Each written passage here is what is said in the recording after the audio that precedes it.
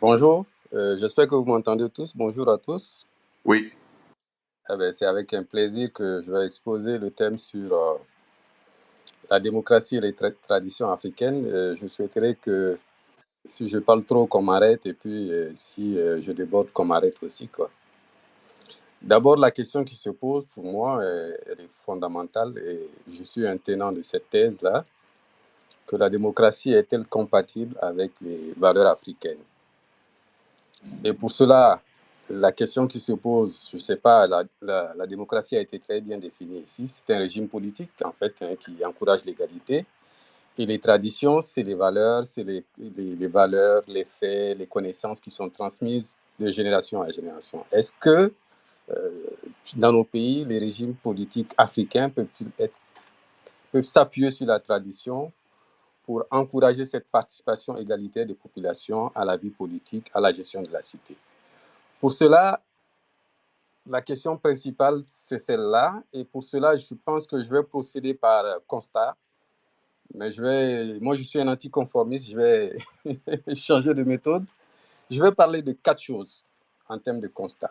Premièrement, pourquoi la démocratie est balbutiante en Afrique. Deuxièmement, les traditions et les inégalités qui a été exposées ici. Je vais voir qu'est-ce que moi, je pense de cette situation.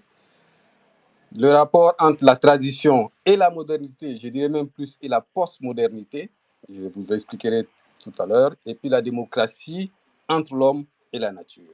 Parce qu'en réalité, nos sociétés traditionnelles géraient de manière démocratique aussi la nature. Le premier point, la démocratie balbutiante en Afrique. Parce que pour certains, il n'y a pas de démocratie en Afrique, et pour cela, il y a deux thèses qui s'opposent. Il y a celle qui pense que la démocratie est une survivance des pouvoirs des chefs. Comme vous l'avez constaté, à une époque en Afrique, il y a eu le culte du chef, il y a eu des pouvoirs vraiment qui se sont construits sur la base du culte du chef. Les exemples il y a beaucoup d'exemples dans ce cadre-là. Quand vous prenez le pouvoir de Mobutu à l'époque, Mugabe, bon, j'en passe, je ne vais pas citer trop de noms. Donc, c'est des démocraties qui étaient plus ou moins autoritaires, avec du néo-patrimonialisme, c'est-à-dire que tout appartient au chef et c'est les démocraties qui ne permettent pas en fait la liberté, donc la participation de tous. C'était en fait de l'autoritarisme. La deuxième thèse, c'est que la démocratie est une greffe qui ne tient pas compte de nos réalités locales parce qu'on le constate aujourd'hui avec les farces électoraux, les choix des concurrents. Récemment, dans plusieurs pays, vous avez vu qu'on a choisi en fait le pouvoir choisit en fait ses concurrents. Il y a l'achat des voix qui est connu. Il y a la violence. Souvent, après des élections, les résultats, c'est de la violence. Ou souvent, c'est des conditionnalités des partenaires au développement pour donner un satisfecit, un tampon et décaisser des fonds. Donc, les exemples sont énormes. Donc, il y a cette démocratie électorale qui s'oppose à cette démocratie, cet autoritarisme électoral qui existe en Afrique et qui est pour certains en fait une forme d'hybridation. Donc en réalité, en Afrique, certains disent qu'il n'y a pas de démocratie. Sur ce point, quelles sont les solutions qu'on peut proposer?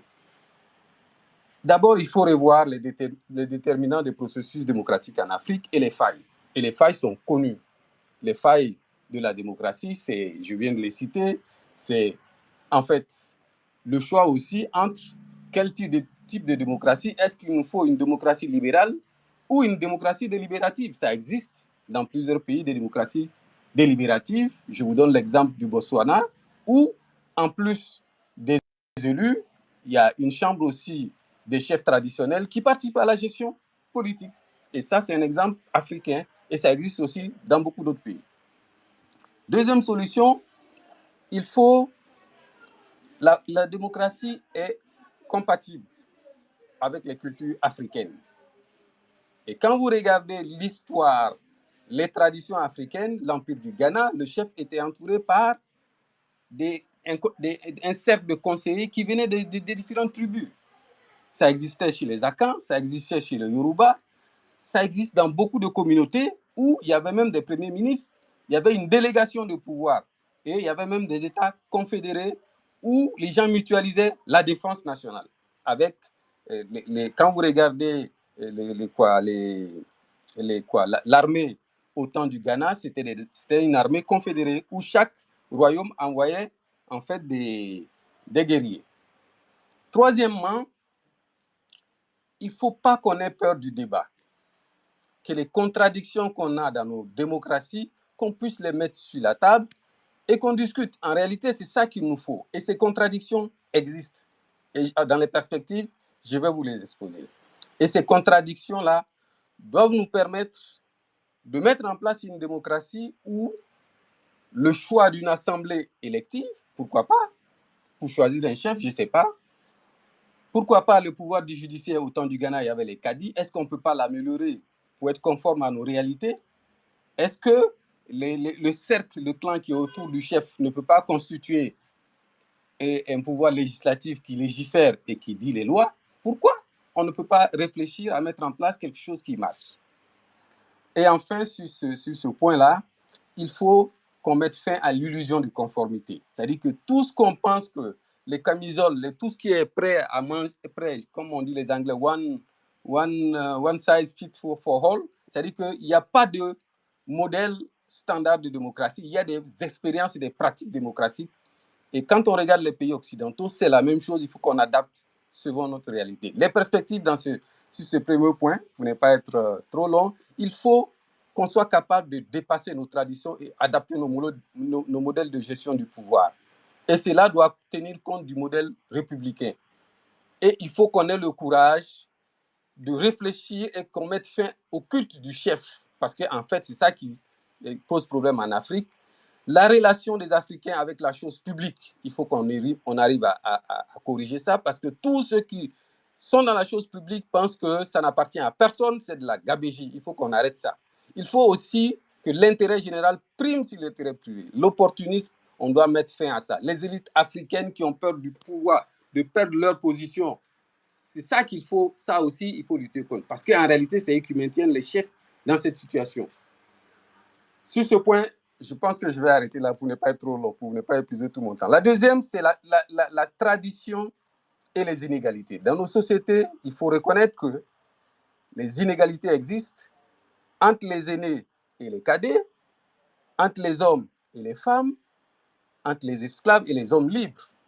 Il faut qu'on trouve une solution. Et ça, c'est une question fondamentale qui est sur la table, mais qu'il faut corriger. Mais en réalité, quand on regarde dans les fonds, dans nos sociétés traditionnelles, en réalité, le chef même dans l'Empire du Mandé, il ne peut pas prendre une décision sans sa femme. Donc, en réalité, ces questions qu'on cache, il faut les mettre au grand jour. Et il faut que, en termes de solutions, maintenant je passe à la deuxième partie, il faut adapter l'évolution sociale en mettant l'accent sur l'éducation de masse. Il faut qu'on comprenne qu'en réalité, c'est en étant éduqué qu'on va changer en fait la mentalité progressive. Mais les changements brusques sont pas possibles. Il faut aussi arrêter de faire du mimétisme de valeurs importées. Parce qu'on pense que s'habiller en veste, ça veut dire qu'on est bien habillé, ou bien ça veut dire que il faut, pour taquiner un peu certaines personnes, que en fait, ne pas épouser 4 femmes qui existaient chez nous, donc c'est pas normal parce qu'en Europe, ça se fait pas, ou des choses comme ça. Il faut qu'on réfléchisse sur des valeurs qui peuvent continuer chez nous et on les perpétue sans problème. En termes de perspective, il faut réfléchir à comment assurer cette égalité des chances pour tous pour participer au pouvoir. Ça, c'est fondamental. Et c'est cela qui va nous permettre de réduire les inégalités. Deuxième proposition, il faut promouvoir la compétence et le dialogue permanent. Ce n'est pas parce qu'on veut équilibrer, on veut réduire les disparités qu'il faut donner le pouvoir à des gens qui n'ont pas la compétence. Si on le fait, on ne va pas évoluer, on va reculer. Troisième constat, l'avant-dernier constat, c'est la démocratie, c'est la tradition et la modernité. Qu'est-ce qu'il faut faire? Est-ce qu'il faut que les traditions évoluent vers la modernité ou est-ce que c'est la modernité qui doit s'adapter sur nos traditions? Mon point de vue ici est très simple. Hein. On est dans une société aujourd'hui post-moderne. La société post-moderne, c'est quoi?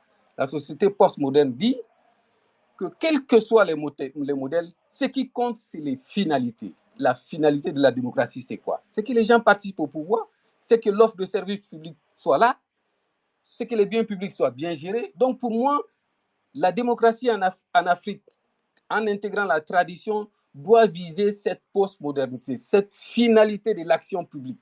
Tant qu'on ne mettra pas l'accent sur la finalité de l'action publique, toute démocratie qu'on importera, quelle que soit son universalité, elle ne marchera pas en Afrique. Et en termes de perspective, la question des finalités doit être au cœur de cette démarche. Et enfin, la démocratie entre l'homme et la nature.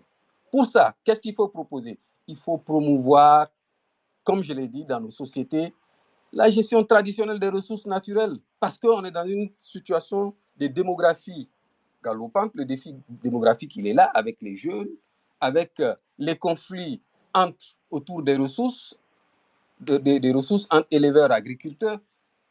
Le changement climatique est là, exacerbe ces conflits. Donc, obligatoirement, il faut qu'à un moment donné, on voit comment est-ce qu'on gère ces ressources. Et les conflits aussi existent entre nos ressources naturelles aussi, parce qu'en réalité, les questions géostratégiques, géopolitiques, c'est autour aussi des ressources naturelles. Donc, ces ressources naturelles-là, il faut les mettre sur la table, il faut voir comment elles peuvent profiter à tout le monde. Et la perspective, dans ce sens-là, c'est de moderniser la gestion de nos ressources humaines dans un contexte de pression démographique, sans pression, et d'essayer de mettre ces ressources-là au bénéfice de tous.